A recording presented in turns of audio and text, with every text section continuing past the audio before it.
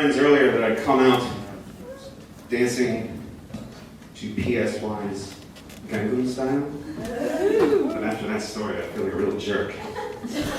Especially because the story I'm about to tell is about how my dad's a real jerk.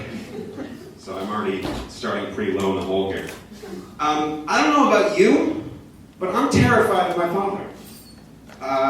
It's nothing that he did, so much as what he didn't do, which is let you know when he was about to do something. And he had triggers that I couldn't always explain. Sometimes he'd just be mad. Sometimes he'd just yell. And sometimes he'd be melancholy, and he'd walk into a room, he'd put his hand on the wall and look at a picture of me and my little brother and say, God, you guys used to be so close. What happened? I don't know, Dad. I have no clue what happened. And I'd ask my mom about what the hell was going on. She'd go, Eric, I don't know. That's what 30 years of marriage gets you. I don't know is the best you can hope for. But the one thing you can always count on pissing off was if my brothers and I fought, because he had a very good relationship with his brother, and my father had one older brother, and my dad was difficult as a child, and his older brother was amazing at bringing him everywhere, was incredibly patient. And I, being the oldest of three, was none of those things. So he got mad when I didn't do a good job taking care of my brothers. So that's when he would lose it. And I knew, at least in that case, he would come in and he'd be screaming. So if I was fighting with my brother Mike, who's 2 years younger than me, he's the closest in age, and we were upstairs screaming about something, you just hear his footsteps like getting closer as he pounds up the stairs and he'd freeze. And he'd run into a room and just stare at you. And then he'd walk out. That's fucking terrifying. Because he didn't do anything.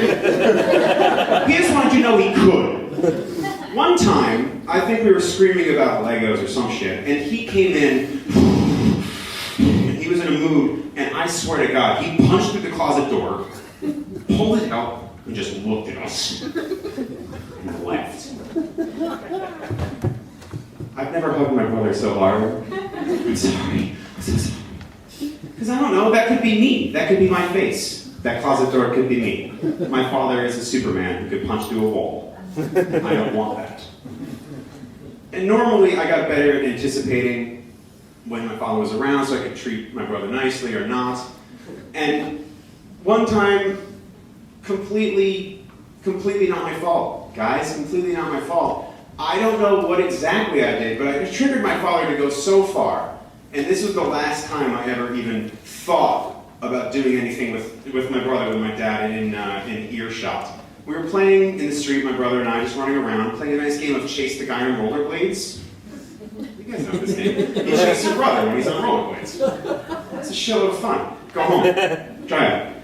And my dad was clipping the lawn, you know. He had mowed most of it. We had a bunch of shrubs up front that every 3 months would look like shit. So my dad was like, the lawn looks like shit. And he'd go out and clean it. Could have been doing it the whole time, would have been fine. But he waits every 3 months. He takes a big pair of garden shears, you know, those like hedge clippers, and he would just go attacking it as hard as he possibly could. Shit's flying everywhere comically. And this is how a middle-aged man gets his aggressions out. Take that lawn, not gonna hurt my kids, punch through a wall, clip the lawn, no big deal. No one gets hurt. And he's kind of going nuts over here, and I'm chasing my brother around. We're having a good time for a couple minutes. And I get, I guess, a little too close to my brother Mike. And this is where the story, depending on who you ask, went a couple different ways. I think that he fell. You don't know better. Maybe he did. I think he did. He claims that with malice aforethought, I threw him to the ground. He said, I pushed him, and I stood there, and I laughed. Which is ridiculous, because as much as we've ever fought, I've never maliciously tried to harm my brother. We yell at each other, that's fine, we annoy each other, great, we have disagreements, but I've never actually tried to hurt my brother. So I would never do this. And I was running behind him, and he's 13 and pretty gangly. He's not exactly Johnny Weir, you know? He can't pirouette. He kicks backwards as he's trying to gain some more speed, hits me in the leg. He doesn't have enough speed to get forward. He falls. He falls pretty hard, but he falls on his own volition into the street. And I, being the protective older brother that I am, see this happening and throw my myself forward so I'm not going to fall on him. I don't want to hurt him.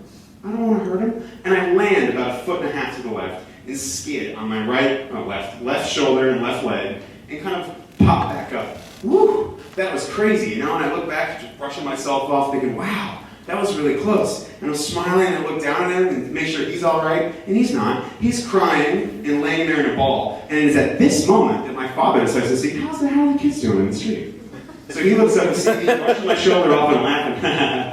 And my little brother in a bloody pile in the middle of the street, and he fucking lost it. And I don't know if you've ever seen a 50-year-old Jewish man jump over a bush, waving hedge clippers over his head, and flying at you angrily. It's not fun. It's not fun. And running away, I've seen a lot of, New York procedurals. Running away doesn't prove your guilt. But it does nothing to help prove your innocence.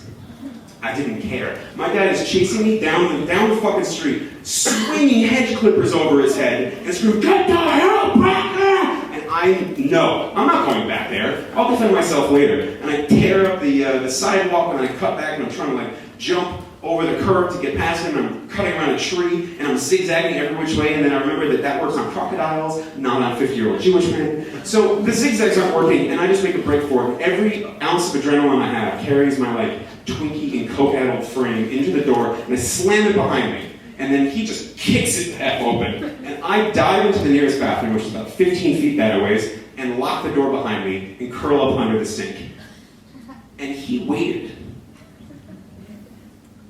He waited. Outside the door. He pounded once, but then he stopped. I could hear him.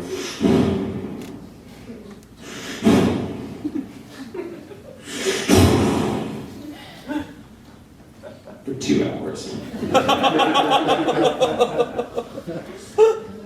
didn't fucking move. I don't even think I breathed. Just waited under the sink until he abandoned, went upstairs to make sure my brother was all right. I wanted to wait till the heat died down. And my mom comes and checks on me, and I'm like, what the hell is going on? Oh, error. I don't know. What are you going to do with him? I don't know. He had hedge clippers, Mom. I don't know.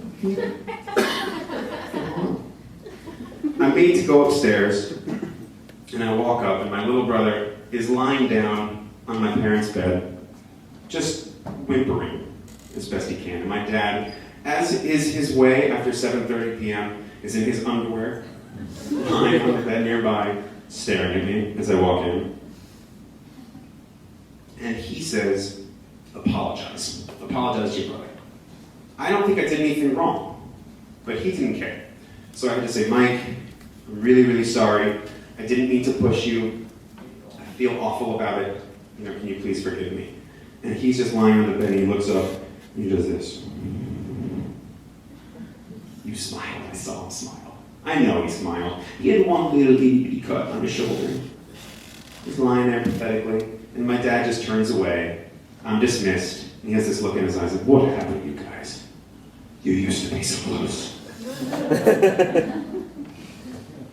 I head back downstairs, kind of on my own. I figured I'd watch TV for a bit, and eventually go to bed. And to this day, this was the craziest my father has been directly towards me. He's been plenty nuts to other people, but directly towards me.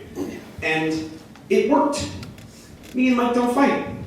We don't have any problems anymore. And if we do, we always check over our shoulder just in case. Because I'm convinced that at any given time, that man is behind me, about to punch through a wall and chase me with hedge clippers. Thank you.